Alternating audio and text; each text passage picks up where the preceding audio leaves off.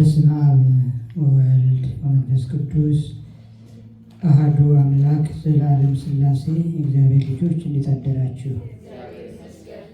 ምስጋና የባህሪ ብቸኛ ገንዘቡ የሚሆን የአባቶቻችን የቅዱሳን አምላካችን ቅዱስ እግዚአብሔር ተነግሮ ተሰፍሮ ተለክቶ ተቆጥሮ ስለማያልቀው ስጦታ ሁሉ ቅዱስ ስሙ የተመሰገነ ይሁን። እንኳን አደረሳችሁ። ኧረ እንኳን አደረሳችሁ። አምላካችን እግዚአብሔር የትንሣኤውን ብርሃን ለሁላችንም ሳይገባን በቸርነቱ ስለገለጠልን ቅዱስ ስሙ የተመሰገነ ይሁን። አሜን። ዲያቆናት ኑ ወደዚህ ሁላችሁ ና፣ በዚህ ና፣ በዚህ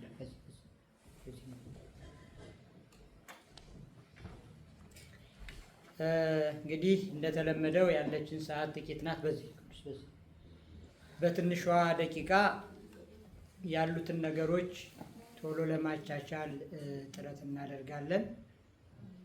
ስለዚህ ልባችንን ሰብሰብ አድርገን በጣም ትንሽ ደቂቃ የወንጌል ቃል እንሰማለን። ከዚያ ቀጥሎ ደግሞ በዓለ ትንሣኤ ዘመነ ሃምሳ እንደመሆኑ መጠን ዝማሬዎች አሉን፣ የእልልታ ዝማሬዎች። ከእልልታ ዝማሬዎቹ ጋር ደግሞ በመካከላችንም ያሉት መሪጌታ ወረብ ያቀርቡልናል። እነዚህ እናደርጋለን። አምላካችን እግዚአብሔር በሁሉም ከኛ ጋር ሆኖ እንዲባርከን ቅዱስ ፈቃዱ ይሆንልን። አሜን። እንዘ እጽው ሆህት በሉ እስቲ። መጻ እግዚ ኢየሱስ ወቆመ ማእከሎሙ ደጆች ተዘግተው ሳለ በሉት አማርኛው ጌታ ኢየሱስ ክርስቶስ ወንጌሉ የሚለው ጌታ ኢየሱስ ነው። ግን እኛ ኦርቶዶክሳውያን ኢየሱስ ብለን ክርስቶስ ካልጨመርን ደስ አይለንም። ኢየሱስም አንዱ ስም በቂው ነው። ኢየሱስ ብንለው በቂው ነው። ክርስቶስ ብንለው በቂው ነው። ሁሉ ይገልጠዋል። እኛ ግን ኦርቶዶክሳውያን ከአባቶቻችን ያገኘናት ማር የምትል ስርዓት አለችን እና ሁለ ነገሩ ጣፋጭ ስለሆነ አባቶቻችን የሄዱበት መንገድ አዋጭ ነው፣ አክሳሪ አይደለም። ስለዚህ ለዚያ ነው የምንጠቀመው። ወቆመ ማእከሎሙ በመካከላቸው ቆመ ይለናል ወንጌላዊው። በመካከላቸው ተገኘላቸው። ወንጌላዊ ቅዱስ ዮሐንስ ነው እንዲህ ያለን፣ ጌታችን ኢየሱስ ክርስቶስ በመካከላችን ይገኝልን። አሜን በሉ። አሜን። ኢየሱስ ክርስቶስ በመካከል ከመገኘት የተሻለ መልካም ነገር የለም። በእውነት አላችሁ? ይሰማችኋል? ሕፃናቱን ተዋቸው። ሕፃናት በአባታቸው ቤት እንደፈለጉ መሆን የነሱ ነፃ ፈቃድ ነው፣ ተሰጥቷቸዋል። እንደውም በወንጌል የተባልነው እንደዚህ ሕፃን ካለ ሕፃን በመካከላቸው አቁሞ ይላል። ሲጣሉበት እኮ ነው። እኔ በልጥ ማን ነው ጌታ ሆይ ከአንተ በቀኝ በግራ ዙፋን ይዞ የሚቀመጠው የሚነግስ መሰላቸው። አፄ እንደሚባሉት እንደው ነገስታት እንደነሱ በምድር ላይ በቃ ወንበር ዘርግቶ የሚፈልጥ የሚቆርጥ በቃ ከአሕዛብ የሚያድናቸው እንደዛ ነበር የጠበቁት። ግን ምን አላቸው ሲፎካከሩ? ታላቅ ማን ነው ነበር ፉክክራቸው። አቤት ይቺ ፉክክር ከባድ ናት እኮ። ዛሬ ዓለምን በመሳሪያ የምታታኩሰው፣ ደም የምታፋስሰው፣ ዓለምን ሁሉ ትውልዱን ሁሉ የሚገል የሚጨርስ ክፉ በሽታ እውነት እኔ በልጥ ነው። አሜሪካ እኔ በልጥ አይደል ከነንትና ኢትዮጵያ ብቻ ናት እኔ በልጥ የማትል። ምክንያቱም እሷ እግዚአብሔርን ይዛ ነው የምትሄደው እና ሁሉ እኔ በልጥ ነው። ማማ ኢትዮጵያንም እንደዚህ ስቃዩን የሚያበሏት እኮ እኔ በልጥ ነው። ይቺ ትንሽ ሀገር ኢትዮጵያ የምትባል እሷ እንዲህ ትንሽ ሆና ተንቃ ሳለች እንዲህ የምታስቸግረን ከእሷ የሚመጣ ጸሎት እኛን እየቆረኮመን ዓለሙ የሚለው እንደዚህ ነው እና እንደ ዘርም እንደ ብሔርም እንደ መንደርም እንደ ወንድማማችም እንደ ሁሉም ስታዩት ይሄ ክፉ በሽታ ነው እና ሕፃናት የእግዚአብሔር መንግስት ባለቤቶች ስለሆኑ የመንግስቱ ምሳሌ ሆነዋል እና ሕፃናት በሚያደርጉት ነገር ሁሉ ክርስቶስ ደስ ይለዋል እንጂ እኛ ቀጥ ብለን ቆመን ከምናስቀድሰው በእውነት እነሱ እንደው ቢረብሹ ይሻላል ቢሯሯጡ። ታዲያ እነዛም ስላችሁ ቅዳሴ ላይ የእውነት ይሯሯጡ ማለት አይደለም፣ ግን ብዙ አንደናገጥ በእነሱ ለማለት ነው። ለምን? ልባቸው ንጹሐን ናቸው። የተቸገርነው እኛ ነን። በእርግጥ ስርዓቱ ችግር የለብንም። ያው ስርዓት መጣሳችንም እንደተከበረ ሆኖ ማለት ነው። ስርዓት መጣስም አለ፣ ግን ስርዓቱን ጠብቀንም ልባችን ሸፍቶብናል እና የሸፈተውን አመፀኛውን ልባችንን በመካከላቸው ተገኝቶ ሐዋርያትን ደስ ያሰኘ ክርስቶስ በእውነት በመካከላችን በልባችን ገብቶ ልባችንን ደስ ያሰኝልን። አሜን። እንግዲህ በመጀመሪያው ሰንበት ለጸቢያ እሑድ ይላል። እሑድ እንደነጋ በመጀመሪያው ሰንበት ያው መግደላዊት ማርያም ሐዋርያቱም በየተራ ክርስቶስ እንደተነሳ አወቁ። ከዚያ በኋላ ሐዋርያት ለብቻ በተሰበሰቡበት እንደገና መግደላዊት ማርያም ሂጂ ንገሪያቸው ተብላ ነበረ። በተሰበሰቡ ደጆች ተዘግተው ሳሉ ይላል ሐዋርያት አይሁድን ፈርተው ያው የእሱ ወገን የሆነ እሱን የሚከተል ይሰቀል፣ ራሱ ይገደል፣ ይገረፍ፣ ይገፈፍ፣ ቤቱ ንብረቱ ይወረስ ወይም ደግሞ ይጨነቅ ብለው ስለነበረ ያን ፍራቻ ተሰደው በር ዘግተው እግዚአብሔርን ያመልኩ ነበር። በአንድ መልኩ በር ዘግቶ እግዚአብሔርን ማምለክ ጥሩ ነው። እናንተዬ ይሰማቸዋል? ይሰማቸዋል? በራችንን ዘግተን እግዚአብሔርን እናምልክ። በሞቴ በሉልኝ ቃል በራችንን ዘግተን እግዚአብሔርን እናምልክ። በራችንን ከምን መሰላችሁ የምንዘጋው? ከፖለቲካ በራችንን እንዝጋ። ከዘረኝነት በራችንን እንዝጋ። ከአመፅ፣ ከክፋት፣ ከምቀኝነት በራችንን እንዝጋ። ሌላም ብዙ ነበር፣ ግን ብዙ ጊዜ ተናግረነዋል። ስለዚህ ልብ ያለው ልብ ይበል። ከክፉ ሁሉ በራችንን ዘግተን ስንቀመጥ፣ በራችንን ዘግተን እሱን ብቻ ስንጠብቅ፣ አያችሁ በራቸውን ዘግተው እነዚህ እኮ ውጭ አሉ እኮ እንደው የተረገሙ አስቸግረውን እኮ ነው እዚህ የታፈን ታፍነን ተጨቁነን በር ከፍተን እንዳንወጣ አይደለም ያሉት። ስለ ትንሣኤው ያስቡ ነበር።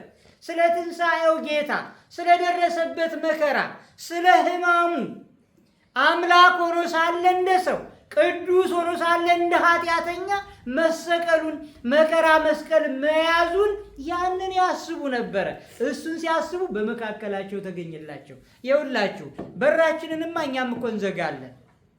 በቤታችን በእልፍኛችን ወይም ደግሞ በግላችን ዝም ብለን ከማንም ሳንገናኝ እንደ ክርስቲያን እንሆን ይሆናል። ግን አመፀኛ አለ፣ አመፀኛ ክፉ አለ፣ በእውነት ጠማማ አለ። ያ አመፀኛ፣ ያ ክፉ፣ ያ ጠማማ ጎረቤታችን አይደለም፣ ጓደኛችን አይደለም፣ ወገን ዘመዳችን አይደለም።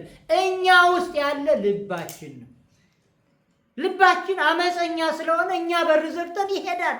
ተራራ አይከለክለው፣ ትራንስፖርቴሽን አይጠይቅ፣ ይሄዳል። መጥቆ ይሄዳል፣ ለሰው ቤት ይሄዳል፣ ጓዳ ጎድጓዳውን ይበረብራል። እሱ፣ እሷ፣ እነሱ እያለ የሰዎችን ኃጢአት ሲዘረዝር በኃጢአት ላይ ጠላት ይጨምራል። በኃጢአት ላይ ደግሞ ሰይጣንን እንደገና ይስባል ማለት ነው።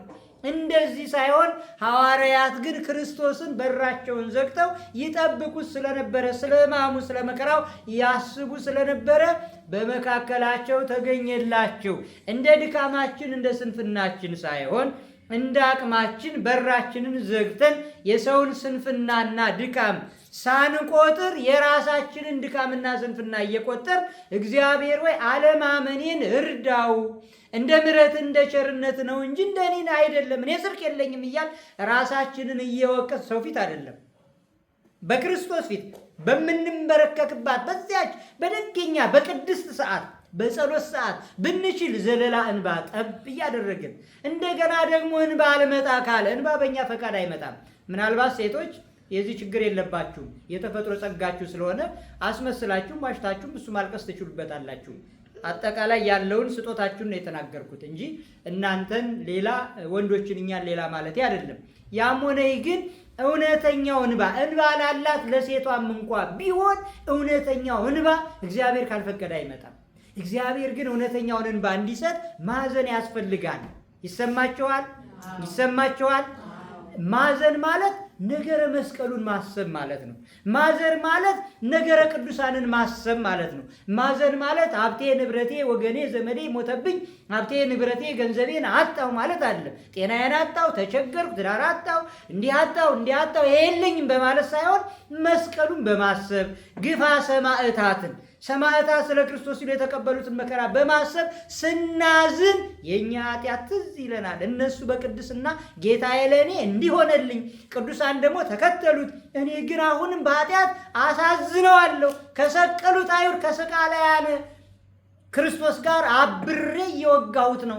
ኃጢአተኛ ሲሆን እሱን መስቀሌ ነው ብለን ራሳችንን ስናይ ከየት መጣ ሳንለው ደጉ ልብ ይመጣል፣ ሽፍታው አመፀኛው ልብ ይወጣል። ያን ጊዜ እንባ ዘለላ እንባ ይወርዳል። ያ የሚወርደው እንባ ምንጣፉ ላይ አያርፍም፣ መንበረ ጸባዖት ክርስቶስ ፊት ይደርሳል። ያን ጊዜ ሀገር ሰላም ይሆናል፣ መንደሩ ደህና ይሆናል፣ እኛም እንፈወሳለን። በእውነት ክርስቶስ ይፈውሰን፣ ክርስቶስ ይፈውሰን። ሐዋርያት ተጨንቀው ነበረ፣ ተሸብረው ተቸግረው ነበረ። ግን ሰላማቸው ክርስቶስ ልባቸው ላይ ነበርና እሱን ሲያስቡ የእውነት በአካልም ስጋ ለብሷልና በመንፈስ አይደለም፣ በአካል ተገኘላቸው። በሩ ተዘግቶ ሳለ በሕቱም ድንግልና ተጸንሶ የተወለደ በሕቱም መቃብር ትንሣኤውን ያበሰረ አሁንም በእጽው ሆይት በሩ ሳይከፈት በመካከላቸው ተገኘላቸው። እንዲህ ሲሆን ዲዲሞስ ቶማስ የሚሉት አልነበረምና ዳግም ትንሣኤ የምንለው ይሄ ዛሬ ማለት ነው። እንደገና ለሁለተኛ ጊዜ ሐዋርያት ባሉበት ቶማስ እሱ በሌለበት ሐዋርያት ጌታን እኮ አየ ነው ሲሉት ካላየሁ አላምንም አለ። እውነቱን ነው እኮ። ጥርጥር ብቻ አይደለም፣ ምንፍቅና ብቻ አይደለም፣ ክደት አይደለም። እውነቱን ነው እኮ። ሐዋርያት ወንድሞቹ አዩ። እሱ ምን ብሎ ይስበክ? እነሱ እኮ አየ ነው ዳሰስ ነው ይላሉ። እሱ ከተነሳ በኋላ አየ ነው ብለዋል ወንድሞቼ ሊል እኮ ነው። ከእነሱም እንዳይለይም ነው በአንድ መልኩ ይላሉ ሊቃውንት። ካላየሁ አላምንም አለ። ጌታ በድጋሚ ሲገለጽላቸው አሁንም በዕፀ ሕይወት በሩ ተዘግቶ ሳለ በመካከላቸው ሲገኝ ከሐዋርያት መረጃ አልተቀበለም። ምን አልኩኝ? ሐዋርያት መረጃ አልተቀበለም። ሳምንት እንዴት ነበራችሁ? ቶማስ አልነበረም። ከዛ ምን አለ? ነገራችሁት? አላለም። አምላክ ነውና ስለሚያውቅ ገና እንዳገኛቸው ቶማስ ነው ያለው። እሱ ነው የጠራው። ያመንክ እንጂ ያላመንክ አትሁን፣ አትጠራጠር። ወይ ትኩን ናፋቂ ያለው መናፍቅ አትሁን፣ ናመን። ይሄው እጆችን በጎን ያስገባ፣ እጆችን በችንካሩ ምልክት አስገባ አለ። ከዛ ቶማስ ምን አለ መሰላችሁ? እግዚእየ ወአምላኬ አለ። ጌታዬና አምላኬ አለ። አምላክ ሲነካው ጌትነቱን አወቀ፣ ሲያቃጥለው ደግሞ አምላክነቱን መለኮትነቱን አወቀና ጌታዬና አምላኬ አለ።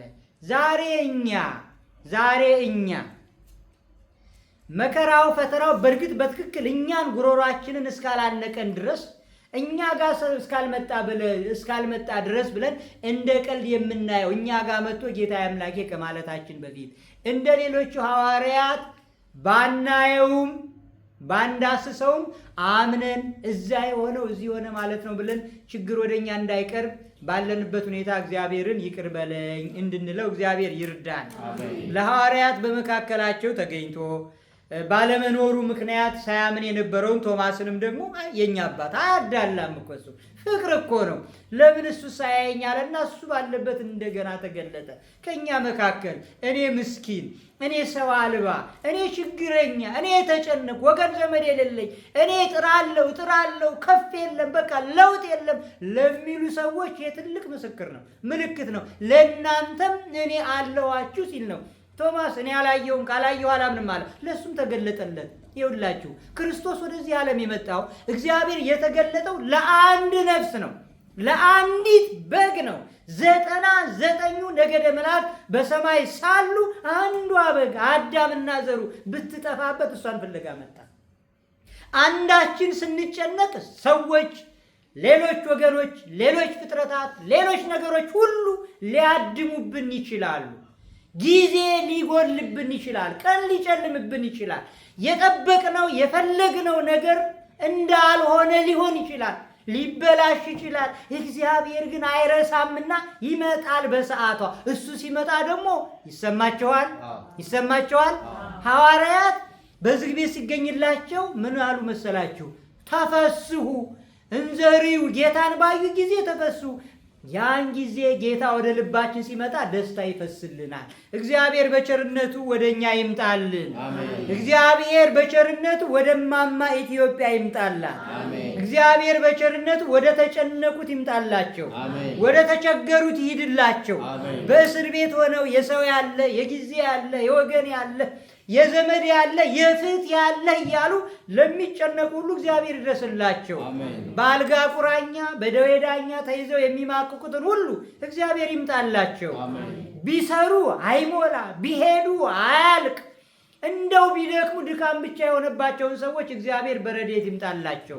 ለሁላችንም እግዚአብሔር በቸርነቱ ይምጣልን። ሐዋርያት ጌታቸውን ባገኙ ጊዜ እንደተደሰቱ ያን ጊዜ እንደሰታለንና አምላካችን እግዚአብሔር ደስታችንን ፍጹም ያድርግልን። ወስብሐት ለእግዚአብሔር ወለወላዲቱ ድንግል ወለመስቀሉ ክቡር። ይቆየን። አሜን። የሕይወትን ቃል ለሁላችንም ያሰማን። ወስብሐት ለእግዚአብሔር ወለወላዲቱ ድንግል ወለመስቀሉ ክቡር። ይቆየን። አሁን በቀጥታ ወደ አጫጭር ዝማሬዎች ነው የምንሄደው። ከዝማሬው በፊት በዚሁ አንድ መልእክት ነግራችኋለሁ። ዛሬ ማስታወቂያ በደንብ የምንሰራበት ቀን ነው። ታትሟል ፍላየር፣ እሱን በየአብያተ ክርስቲያናቱ እንበትናለን። ምክንያቱም የዛሬ 15 ቀን ግንቦት ልደታን በደንብ ስለምናከብር ማለት ነው። በእግዚአብሔር ቸርነት አርብ በዕለቱ ቅዳሴ ያለን፣ ቅዳሜ ደግሞ ማህሌት። እዚህ ዲኤምቪ ያሉ መርጌታዎች በሙሉ ተጠርተዋል። እንቅልፋችሁ እንዳትተኙ መታችሁ ማህሌት ቁሙ። ሁሉም መርጌታዎች ይመጣሉ። ትልቅ ማህሌት አለ። ቃለ እግዚአብሔር ደብራችን ላይ ይፈሳል። ስለዚህ ቅዳሜ ክብረ በዓሉ እናደርጋለን ማለት ነው። አሁን ለዝማሬ እንነሳ።